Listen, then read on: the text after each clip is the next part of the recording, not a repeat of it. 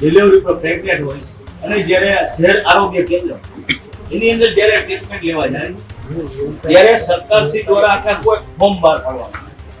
કે દાદાના વિગતથી માંડી અને એનો દીકરા અને એને દીકરા એના શહેરી આરોગ્ય કેન્દ્ર એની અંદર જે પિતા તરીકે જે નામ ત્રીજું બાળક 2005 પછી ત્રીજું બાળક ત્રીજું બાળક હોય એનું ફોર્મ રદ થાય એના માટે દિયા અજયભાઈ વાઘેલા એના મમતા કાર્ડમાં ત્રીજું એને જન્મ તારીખ 12/6/2023 એના મમતા કાર્ડની અંદર નોંધેલું છે ત્રીજું બાળક છે પછી પાછળથી આ જે સર્ટિફિકેટ રજૂ થયું છે એટલે અમે એમ કહીએ કે કા તમે શહેરી આરોગ્ય કેન્દ્ર છે એને તમે ચકાસણી માટે બોલાવો કે એના આધાર ઉપર જેની સારવાર થઈ હોય એના દાદાથી માંડીને પિતા સુધીના તમામ નામ હોય એમાં માતાનું નામે છે અને પિતાનું નામે છે અને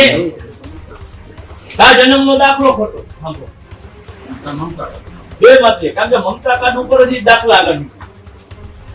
એટલે અમારે એવી વિનંતી છે કે તમે ચકાસણી કરાવો શહેરી આરોગ્ય કેન્દ્રમાં એના નંબર આપ્યા છે આ સરકારની યોજના સરકાર આખો ઓનલાઈન નંબર આપે છે જો એના નંબર બહાર પડ્યા છે આ નંબર તમે ચેક કરાવો નેટ ઉપરથી એટલે તમને ખબર પડી જશે કે પિતા કોણ છે માતા કોણ છે એની જન્મ તારીખ કઈ છે જન્મ તારીખ આ તમે જે ત્રીજા નંબરની છે એમાં એની જન્મ તારીખ 12/6/2023 જ છે અને યારે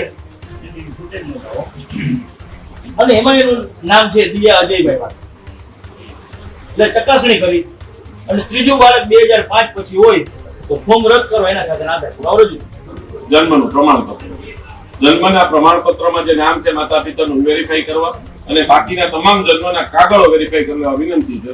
પ્રાઇમા ફેસી જ્યારે જન્મનું પ્રમાણપત્ર રેકોર્ડ ઉપર રજૂ થયેલું હોય બીજા બધા પછીના પ્રિવેલ થાય કારણ કે પહેલું ડોક્યુમેન્ટ સરકારી જે નોંધવાનું છે એ જન્મનો આધાર છે અને અમે રજૂ કરે એટલે આ વાંધા ટકવા પાત્ર નથી આ ખાલી એવો ક્લાઉડ ઉભો કરવા માટેના વાંધા છે અમે જે રજૂ કર્યું છે એ સરકારી રેકોર્ડ છે અને પ્રથમ બાળક જન્મું ત્યારે માઇન્ડ કોઈનું ક્રિમિનલ ન હોય કે હું આ બાળકના નામ ખોટું લખાવું